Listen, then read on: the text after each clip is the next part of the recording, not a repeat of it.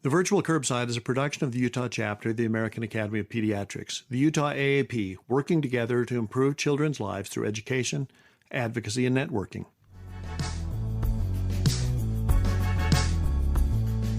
Hi, this is Paul Wirkus from the Utah AAP. Welcome to this week's edition of the Virtual Curbside, where we bring pediatric providers together with subspecialists to get smarter about all things pediatric and better acquainted as a community of caregivers.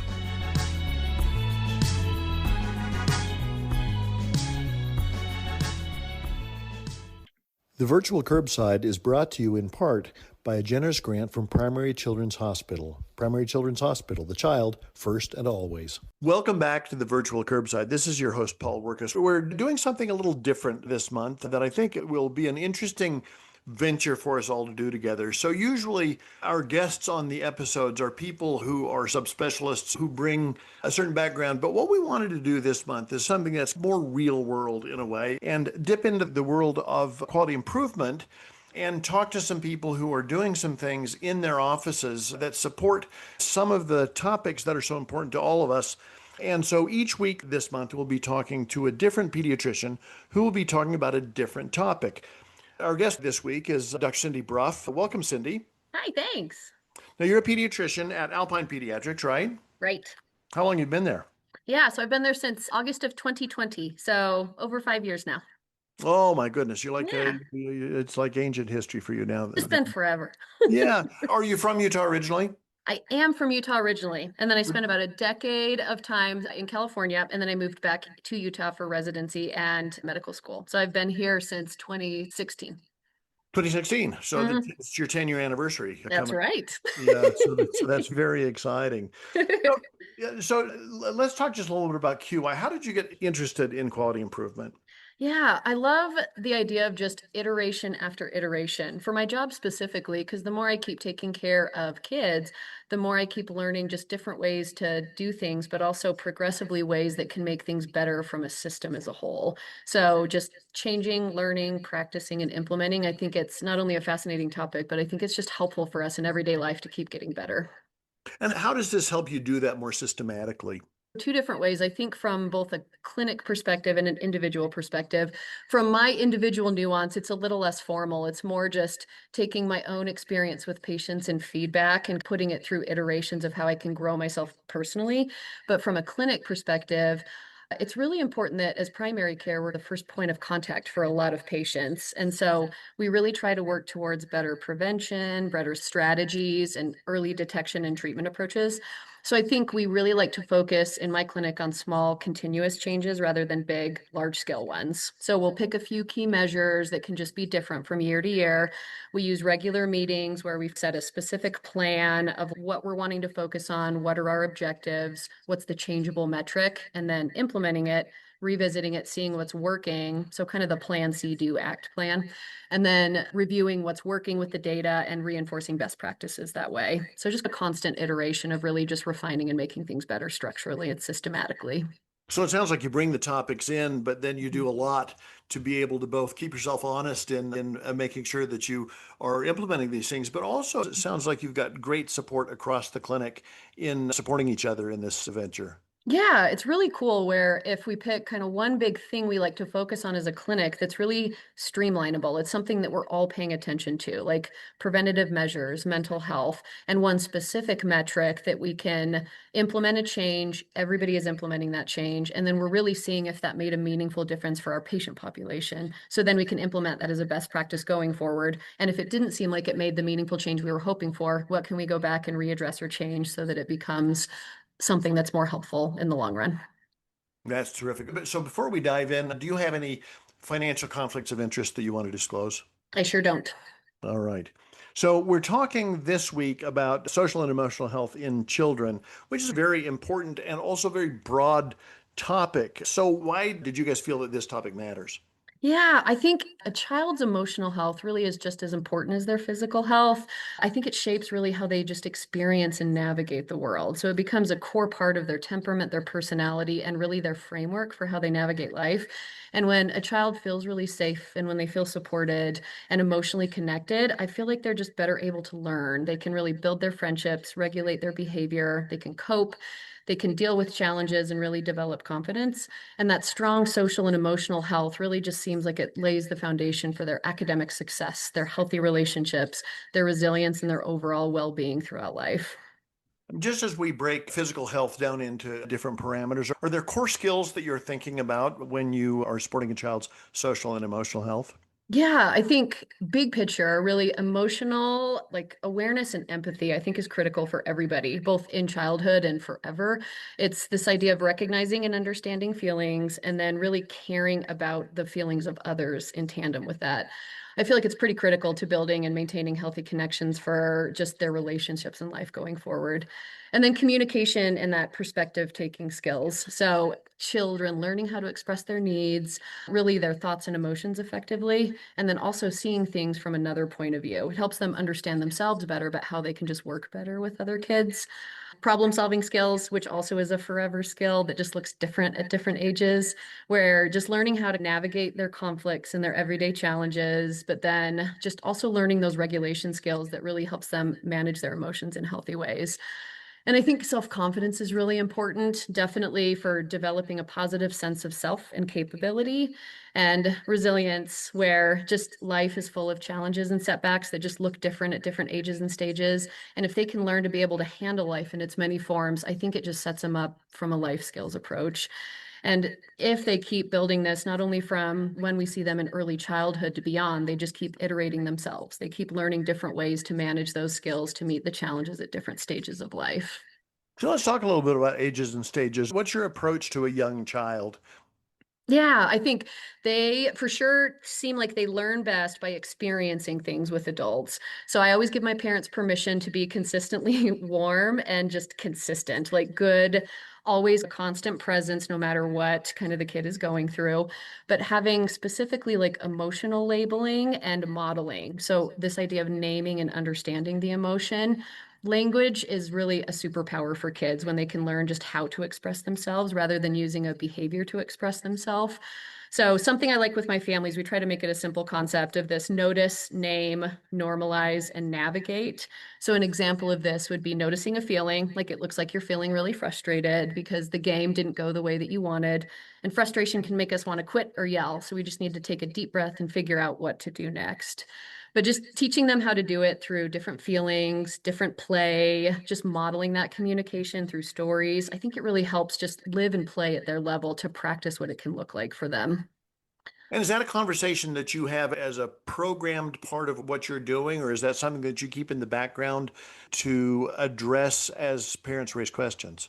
I think it's a little bit of both. I like to go through commonly a nice, almost structured skeleton framework of what can work for most kids, but then tailoring it to each family need, especially as they're finding ways that help their kids build their most confidence or whatever can be just unique to families that can be different for their child's temperament or their child's life experiences.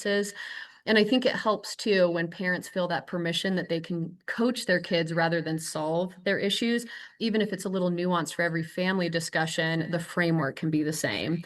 And really praising kids more for their effort is important too. I should have said that earlier. Of the idea, instead of calling kids like, hey, you're really smart or you got that right, really focusing on their effort and saying, hey, you worked really hard on that, even if it was hard. I think that really helps parents to not have to know exactly what to say. It's always just more praising the kid's skills and the ability to do something right or wrong.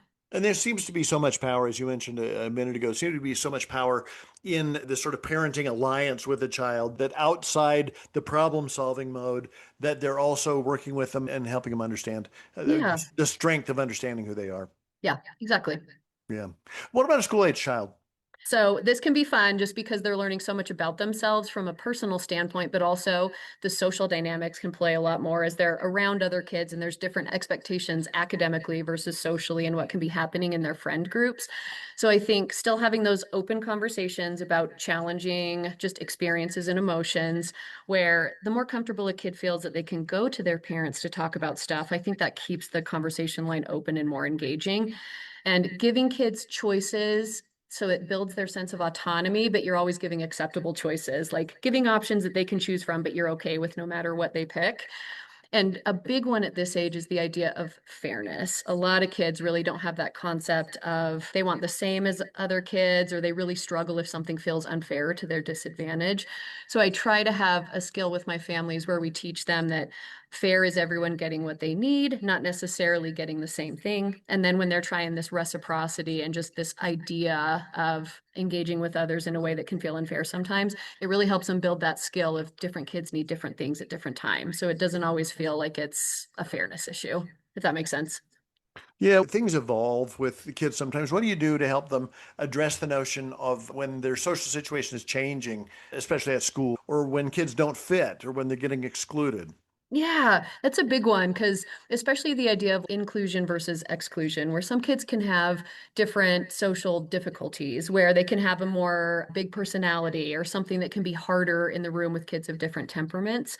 So the idea of empowering kids for kind of that self-advocacy for their play, not only being willing to reach out to other groups to play with them, but also having this general idea from a young age that everyone deserves kindness and respect. So even if some people are playing the game differently or are having a hard time being in the game, that everybody deserves kindness.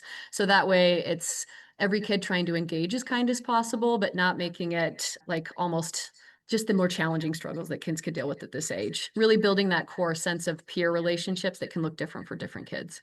Are there things that you offer families if a child is not being treated fairly? Yeah, I think a big part is a kid feeling comfortable to come and talk to their parents about it. So the open communication of if something's going on at school or in their friend groups that kids feel safe telling their family, and then keeping that dialogue open of a kid being able to approach it and problem solve with their family of saying, "Hey, what do we do in this moment? What do you think could help?" And then having the conversation if there's another child involved to have them see if they can come to a almost a solution together as they work it out with each other and involving, if we need to, sometimes school supports with teachers or with different behavioral strategies at school to get that extra support, just to almost build more structure around kids to help them as they're learning to navigate that on their own. Moving beyond the school age kids, what about adolescents?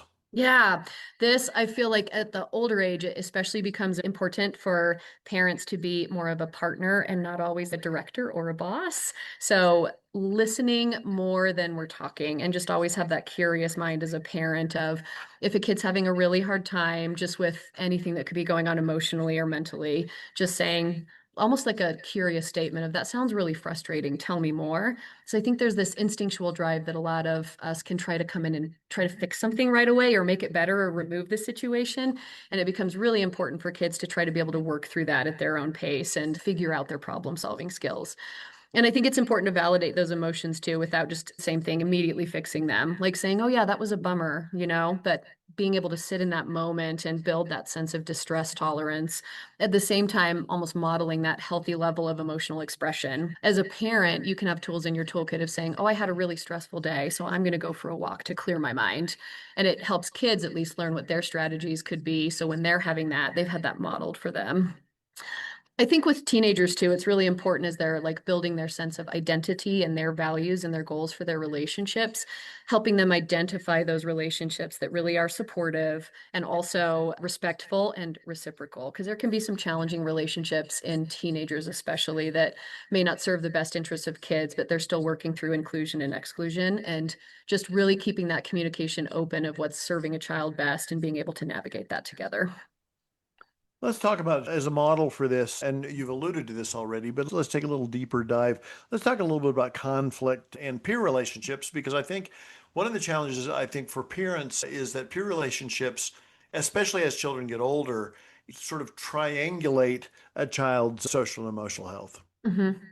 Yeah, and I think it's so important at this age, but really at all ages, to give that sense of normalcy, like that conflict is not the enemy, that conflict is not something to immediately run away from. Having a conflict or a disagreement doesn't end a friendship. It doesn't mean we can't go to school. It means we don't have to remove ourselves from our experiences. It's an opportunity to say, hey, what do we learn from this? How can we kind of navigate through this? What are our skills to move through this so we can keep functioning in life the way that we want to? And it's like a strategy just to even start that, just for conflict resolution. It can look different at different ages, but I think initially it can always start of just pausing to take a moment. If we're in a moment of conflict, how do we even manage this? So just pausing, taking a deep breath. I think it helps for the younger kids and as kids get older to more use like how I statements, like how is this? This makes me feel like this. So it avoids the blame game if this is someone else's fault. And then really empowering a kid through brainstorming. What do you think we can do in this moment? How do you think this would be better?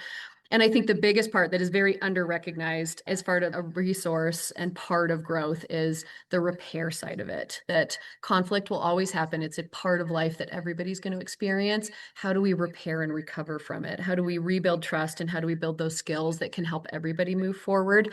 Dr. Becky Kincaid is a parenting coach who has her program Good Inside. That's a fabulous resource I like parents to have, because she does so much focus on repair of just skills to actually be able to repair through conflict and then meaningfully move forward. She does really good work in that arena. One of the things that is clear from what you're saying is that teaching families that a relationship is constantly evolving. Are there red flags that they should be watching for? Yeah, I think big, like just ideas of when this is going from like an arena of normal conflict and conflict resolution to something that maybe deserves more attention and working through with someone. If we're having isolation concerns, so if a child really is withdrawing from their friendships, from their social groups, they're starting to have a lot of school absences, they're withdrawing physically into their room, or they're having just less and less of the physical and emotional engagement they used to have, that's a red flag that needs more attention. I think the idea of if behaviors are becoming more physically or emotionally aggressive, so if we're acting out difficulties on other children or on ourselves, that deserves more attention. And then just withdrawal, kind of same idea as isolation, but withdrawing from activities. If there's an idea that a child used to be engaged in extracurriculars that brought them joy or friendships that were very meaningful to them, if they're starting to peel themselves away from those things, that is more the direction of maladaptive coping strategies of a child that just needs more support to really help pull them out of that. One of the things that seems like a challenge with all of this is that I think some of this is the way they're wired, and issues like anxiety and depression can play into this. But the other big part of it is that our models for relationships are our parents. How much do you coach parents about their own social and emotional health? Yeah, a lot more than I thought I would. Like through my medical training and through residency, I really appreciated getting some education on that, but I use it in real life more than I thought that I would. And it's really meaningful. I think it's really helpful, and I appreciate that I get to do that, because a child's entire learning capacity really is so much influenced by their home environment and by their parents' ability to be there in that space with them. So I really value not only walking through what's working from the child's perspective, but also different things that families can do to model the change they want to see in their child, but also to mirror the energy that they want to teach their child to do, and to be that presence that their child needs in that moment. And that can be a different person for every kid. Like the same parent can almost wear five different hats for five different kids, depending on their emotional regulation needs. And we have really good kind of supportive resources in Utah specifically that are very helpful to guide to, like the Utah Parent Center as a parent advocacy center that really can be extra supports to families outside of my time with them that keep that coaching going as well. So, talking to somebody who's doing this as an effort to improve the quality of your practice. Mhm. So, you walk into a well check and you have a limited amount of time and resource. You have to deal with all the other stuff. Is the child growing? Is the child sleeping? How do you implement this and make it work along with all the other stuff? It's tricky. I think that's the balance for everything in medicine. I think there's so much that we always want to talk about and help with and address, and there can be very limited time to fit it all into one visit. So I think it helps a lot. The more we have longitudinal relationships with families, the more time and ability we have to know them, and we can do more with time because we know the baseline they're working with. But I really try to integrate, like even in discussions of like food or bedtime, can reveal just different behavioral struggles that kids are having, or talking about school or their relationships with friendships can even be the beginning of a discussion to open the door of their mental health and wellness. So I very often, if I see a kid who I'm starting the discussion of good emotional regulation skills and strategies, you can fairly quickly identify a kid who might need more support than what you're able to give time within that visit. And I really value how willing parents are that if we know something needs more time and attention, a lot of families are very willing to come back for that second stage discussion of just saying, hey, can we come back and really deep dive into just this topic? Because I have so much that I want to give as far as resources and support to help you guys. And this deserves the time to explore it. And then when we're in our well visits, if that isn't feasible directly, or if it's just something that we want to keep integrating in real time with the well visits in kind of just small manageable doses, I really try to use opportunities of like, however the family is structuring different parts of their day, their routines, their transitions, how they're getting to school, how they're going to bed. There's ways that we can build problem solving skills that are also emotional regulation skills as well. So we can use physical structural supports to build good coping skills and strategies as well. Are there other resources that you point people to outside your counseling and conversation? Yes. So we do have, thankfully, with counseling, we do have really good counseling opportunities in the community. So my clinic personally has a behavioral health team that's a great counseling support. We have a lot of counseling options on the outpatient side.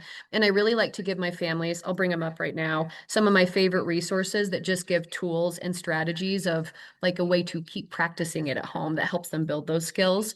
My very favorites, just for some of just different ages and stages, I'll go through these. I like giving families breathing strategies for young kids, especially like relaxation exercises that teach a kid to breathe. Because forever, no matter where you are and whatever age you are, if you have a good breathing technique, it can be helpful.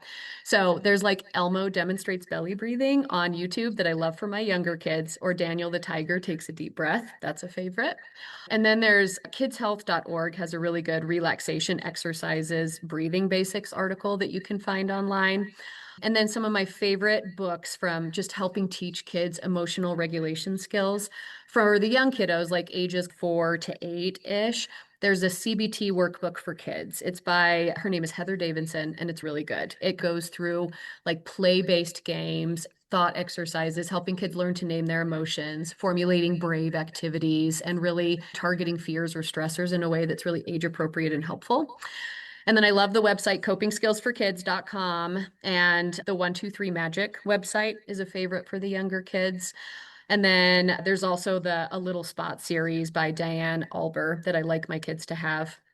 And then I think the books by, and I might say her name wrong, it's Dr. Tamar Chansky. She has, if kind of anxiety or just emotional resiliency is being harder for some kids, there's a book she has called Freeing Your Child from Anxiety that's very good. And she also has another one called Freeing Yourself from Anxiety that can be for older teenagers and adults that's really good. And then another favorite is I'm Not Bad, I'm Just Mad by Dr. Shapiro. And then Raising Your Spirited Child by Mary Sheedy Kursinka. I think just for kids who can have a more strong-willed, bold temperament, it just is really good structural strategies from a parenting perspective that I think really helps. Two questions about that list you just mentioned. Number one, are you willing to put it together as a list of links and resources we can put in the show notes? Absolutely. Okay, that's number one. Number two, I find that sometimes finding a stealthy way to have titles around for people to see in the exam room. Do you ever do that? A list Yeah. of books on the bulletin board or something, or links to stuff, because I find that sometimes that people are looking around and say, I think I may do that stealthily. Yeah, I think that's a really good idea because we do that in different ways in our clinic for if there's kind of something we're focusing on for the month for any kind of mental health initiatives or just, selective eating tips or other things that are just common challenges that kids can face. There can be ways to put it as a QR code or links to our favorite resources at the time. Yeah, So we have a lot of signage more for common, like in my room, we have kind of books for different reasons that kids can just use while they're waiting in our room, but then also different ways to connect, especially mental health, because we have our own mental health team. So we'll have QR codes for more information that way. But I love the idea of integrating these specific resources. I don't have signage in my clinic for that right now, and I think it could be helpful because then as they're waiting, especially if we're running a little bit behind, it's a nice way for families to even start like thinking about that and engaging it while they're in the room. And we haven't even started the discussion yet. sure. So if you could recommend one thing or maybe two things to take into practice from what you've done in this, what would it be? Yeah, I think definitely the idea of prioritizing connection over almost anything else. The more I work with my families, I think the better they feel connected to their kid and that their kid trusts them and they have a safe relationship with their kid where a kid feels like they can go to them with anything and feel comfortable talking about it, I think that's the framework that builds very successful, not just emotional resiliency, but just the ability to communicate and work through anything. So connection with kids. And then the idea of just mirroring your calm, I think still helps us as adults, just through my clinical practice, but also what parents can do at home, just mirroring the change you're hoping to see fostered in your kids really helps. Just modeling it, mirroring it, and then it helps us because we still need the same skills as adults that we needed as kids. They just look a little different as you get older. So Do we ever? yeah, all the time. Well, Cindy, this has been very interesting. And, I think the whole concept of quality improvement is just such a powerful tool. And I think sometimes we sort of get lost in trying to figure out how to move forward. But it sounds like a very admirable approach you guys have taken to implementing things and refining things as you implement them. So nice work. Thanks. Appreciate it. All right. Any other parting shots for the listeners? Yeah, I think just keep listening, keep learning. I think all of us, especially in primary care, the more we just keep listening and learning from our patients, I have learned eons more just through my practice than I think I learned through any of my educational experiences. It's just helped grow and edify my practice in ways by just being in the room with real kids doing their real thing. So keep being curious, keep learning. And I don't think there's ever an end goal. There's always just iterations, and we're always just slowly and surely getting better. It is an iterative process. Well, thanks for being with us today. Thanks for all that you're doing. To our listeners, please recommend this to your friends and family and people you meet on the street. We'll have a different topic next week, and we'll look forward to talking then. Thanks so much, Cindy. Thanks so much. Appreciate you guys having me.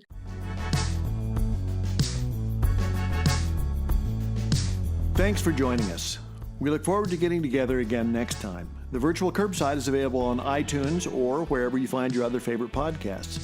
Be sure to like us and subscribe. We want you to like us both because we're needy that way and because that will help other listeners like you find us. Check out our website, vcurb.com, for supporting materials, schedules, and other great stuff. The Virtual Curbside is an educational production of the Utah chapter of the American Academy of Pediatrics. The opinions expressed in this podcast, while carefully considered, are ultimately the opinions of the presenters and not necessarily of the American Academy of Pediatrics or our employers. And remember, the content of this podcast shouldn't be seen as a substitute for seeking actual personal medical care. If this is an emergency, hang up and dial 911. Otherwise, schedule a visit with a caring healthcare provider to try to get to the bottom of your concerns. None of this could happen without Elisa Stoddard, our extraordinary executive director of the Utah AAP. Many thanks to Tim Cosgrove for his help on the website and logo design. Thanks to Paul Wirkus, who composed the theme music. See you next time.